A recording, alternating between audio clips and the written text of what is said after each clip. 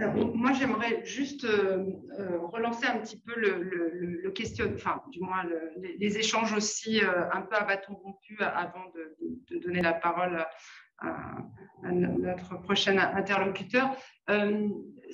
Puisque là, je m'inscris en tant que législateur dans ce que je vais dire, mais il y a évidemment d'autres positionnements que le mien. Je sais que dans mon rôle, dans ma fonction, il est possible de faire évoluer les critères d'homologation. J'ai eu la chance de contribuer à cela en y faisant inscrire, entre autres, l'inclusion scolaire et puis également la lutte contre le harcèlement. Maintenant, moi, je connais mon rôle au sens où on peut faire évoluer ces critères, mais ma question, en fait, elle est lancée à la volée pour l'ensemble d'entre vous. Enfin, est-ce que le fait que vous soyez soit représentant de l'institution, soit opérateur, ma question est, est-ce que vous participez aussi à l'écriture de ces critères et à leur évolution? Et donc, ma deuxième question sera, pensez-vous qu'ensemble, nous allons pouvoir, et je m'adresse à l'Éducation nationale comme je m'adresse au ministère des Affaires étrangères et aux opérateurs, est-ce que nous allons pouvoir, à la fin de ces temps au mois de juin, faire évoluer, si besoin, si le diagnostic est posé ainsi, ces critères? Moi, je vous dis, je connais mon pouvoir en tant que législateur, mais j'aimerais connaître le vôtre.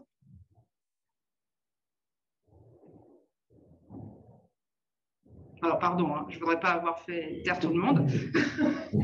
Ouais, un regard neutre. Y a-t-il un regard neutre ici? Je pense que, enfin, si je peux apporter une réponse, je pense qu'on a montré en 2019, et c'est quand même pas si lointain, et comme ça a été rappelé par certains, on s'est même adapté sans texte. Pendant la crise sanitaire, donc notre capacité d'adaptation, je pense, ne peut être remise en cause par personne. Ensuite, je ne suis là que pour vous écouter, donc je ne vais pas m'engager ici à vous indiquer oui ou non. J'entends ce que vous dites et je trouve que l'intérêt de cette discussion, c'est justement de pouvoir mettre ces sujets sur la table. D'accord. Donc, je dirais, on a tous un rôle à jouer en vous informant de ce qui semble être pour les acteurs peut-être des évolutions possibles et ensuite nous verrons qui tranche à les mettre ou non en perspective justement avec ce que peut attendre le terrain. On est un peu d'accord là sur le process. D'abord, on pose le diagnostic. Oui, je veux bien apporter un regard semi-objectif, on va dire ça comme ça, pour connaître aussi les arcanes administratives. Aujourd'hui, nous sommes dans un fonctionnement qui garantisse les valeurs de notre République et de notre démocratie. Il y a un pouvoir législatif, un pouvoir exécutif. L'administration est sous la responsabilité du pouvoir exécutif et en particulier des ministres. Et c'est au législatif aussi d'influencer dans la dimension politique auprès de l'ensemble.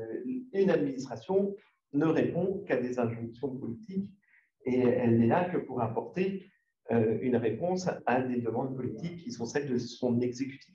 Voilà, j'apporte cette réponse-là qui est une réponse pas de normand, mais qui reprend l'ensemble des fondements de ce qui constitue aujourd'hui notre... Alors c'est ensemble que nous allons probablement nous faire entendre. Après, je pense que l'autre question, c'est quand une administration est bien informée, elle permet et est bien consciente de l'ensemble des questions inhérentes au domaine dans lequel elle agit, elle a cette capacité à avoir une réactivité autre. Et donc, je pense que c'est l'objectif de ce type de rencontre aussi. Bon. Je vais passer la parole à Jérôme Lebars, que je vais présenter d'abord, qui est avec nous, donc, comme vous le voyez, et qui est le coordonnateur du réseau de la MLF en Égypte.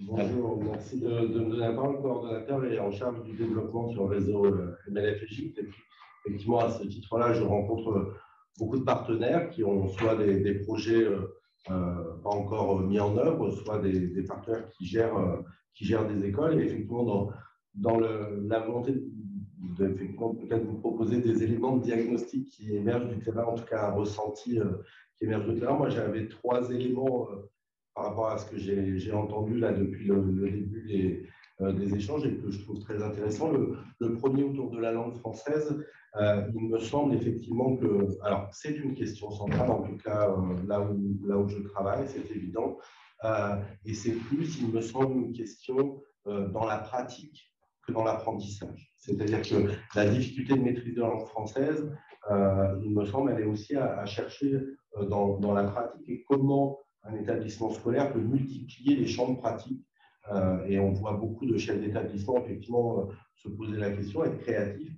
Et peut-être que c'est une piste de travail, en tout cas autour des critères d'évaluation, de distinguer l'apprentissage de la langue française de la capacité d'un établissement à multiplier les champs de pratique de la langue française, qui, je pense, pourrait nous faire évoluer sur ce sujet. Le deuxième élément, c'est sur les ressources humaines, alors, qui ne sont pas pour l'instant un critère dans l'homologation, mais effectivement, partageant et en tout cas échangeant avec de nombreux partenaires et investisseurs depuis maintenant une dizaine d'années, il m'est arrivé à plusieurs reprises de gérer des crises de cette nature. Et les conclusions que j'en tire, elles sont la première, on a une double différence de culture. C'est-à-dire qu'on a souvent, la plupart du temps, dans les crises que j'ai pu gérer, une culture d'emploi public qui se confronte à une culture d'emploi privé. C'est-à-dire qu'on a des enseignants qui sont issus d'une culture d'emploi public et qui, pour la première fois de leur carrière, arrivent dans une structure d'emploi privé. Et c'est générateur, ça peut être générateur de difficultés. La deuxième, elle est plus évidente, effectivement, elle est liée à l'interculturalité et on a des législations des droits du travail qui sont souvent bien différents d'un pays à l'autre. J'entends effectivement la volonté et moi je peux la comprendre, de pouvoir mettre des garde-fous à ce niveau-là. Moi j'ai envie de renverser les choses et de parler au nom des investisseurs et des propriétaires. Pour les investisseurs et les propriétaires égyptiens, les éléments et les attendus français ne sont aujourd'hui pas clairs. Ils ne savent pas ce que vous attendez d'eux en termes de ressources humaines. Donc, effectivement, ça peut être une double attente et il y a beaucoup d'interculturalité là-dedans, je vous assure. Pour avoir accompagné des établissements où je suis arrivé, où la réalité des pratiques de ressources humaines était très, très loin des attendus des pratiques françaises, très, très loin des attendus des pratiques françaises, je n'ai, en 8 ans, quand on travaille en bonne intelligence et pas dans le jugement, je n'ai jamais connu de la part de nos propriétaires de refus, de blocage, et on arrive à avancer. Mais aujourd'hui, le fait qu'il n'y ait pas de critères RH fait aussi que côté investisseur, les attentes du système français ne sont pas forcément claires. Et le dernier élément que je voulais simplement apporter à votre réflexion, c'est qu'il me semble aussi qu'une homologation par degré pourrait être un facteur positif et pourrait emmener une dynamique de progression et la volonté de progresser dans la gestion des établissements partenaires. Voilà un petit peu ce que je voulais échanger. Merci. Avant de conclure et remercier les acteurs de cette première table ronde, j'aimerais quand même juste réagir. Je mettrai un petit bol sur le fait qu'ils ne connaissent pas toujours les attendus. Tout à l'heure, nous regardions les critères d'homologation à nouveau avant d'interagir justement avec certains de ces partenaires. Et par exemple, il est très clairement dit, les contrats doivent être signés avec vous ne parlez que nos professeurs ou nos personnels. En l'occurrence, c'est très clair. Et ce que j'ai constaté dans certains de mes déplacements ne l'est visiblement pas toujours pour eux. Pourtant, ce sont eux les employeurs. Donc, ce que je veux dire, c'est que, voilà, peut-être ne sommes-nous peut-être pas assez regardants, mais c'est peut-être un point qu'on doit faire évoluer. Mais les critères, ils existent, en l'occurrence. Là, pour le coup, ils existent sur ce point. Voilà. Donc, et puis, on fait aussi, parfois, je dois le dire aussi, pour avoir été sur des géographies où ce n'est pas toujours facile de concilier droit français et droit local, parce que les us et coutumes sont parfois assez loin des standards français. bon, c'est quand même à nous, c'est ce que j'expliquais ce matin à un certain nombre de mes interlocuteurs, d'exiger aussi, en tant que Français et défenseurs de nos valeurs, un certain nombre aussi de nos positionnements. Voilà, en tout cas, merci et surtout, je salue aussi eh bien, ces prises de parole qui vont dans le sens que nous espérons tous, c'est-à-dire le dialogue sur ce sujet et puis avancer ensemble pour faire évoluer dans la mesure où cela est nécessaire. Si ça ne l'est pas, eh bien, nous continuerons ainsi, mais si ça l'est, en tout cas, peut-être certains critères pour qu'ils soient en phase totalement avec les enjeux des 15 ou 20 années à venir dans le cadre du développement attendu de ce réseau. Je remercie particulièrement Madame Nikitenko qui a été beaucoup sollicitée et merci d'avoir été aussi prompte dans vos réponses à nous répondre. Ce n'est pas toujours un exercice facile pour nous tous, effectivement, ce jeu-là, mais de questions-réponses et je remercie vraiment sincèrement à tous les interlocuteurs mais c'est aussi comme ça je pense, on peut dans l'interaction aussi sensibiliser un certain nombre de nos interlocuteurs. Et sachez que les visios, et c'est pour ça que j'en profite pour le dire, vont être séquencés, donc chacune des temps, et cela permet comme ça en replay de revoir certains passages. Et je vous le dis parce que c'est aussi voilà, plutôt rassurant sur l'intérêt qu'on porte à cet enseignement français à l'étranger. En replay, nos visios et le précédent réflexe l'été aussi, et puis d'autres avant, sont extrêmement partagés, regardés. Nous avons, nous, des chiffres auxquels vous n'avez pas accès, mais nous tournons sur tous nos réseaux à peu près entre 5 et 10 000 vues en fonction des séquences et des passages. Donc, sachez qu'il y a un grand intérêt porté sur ces échanges qui ne sont peut-être pas à l'instant T en direct, mais qui le sont a posteriori. Voilà, donc merci pour votre participation. Et puis, moi, j'ai envie de vous dire, au moins pour cette table ronde, on a amorcé. On verra comment les acteurs, puisqu'il ne me revient pas à moi en tout cas de donner plus un avis que d'autres, eh bien s'empareront de ce sujet. Et s'il est aussi important que nous le disons tous ici, et je sais que nous saurons ensemble le faire évoluer dans le bon sens. Donc merci à toutes et à tous, et nous enchaînons maintenant, Françoise, sur la deuxième table ronde. Voilà.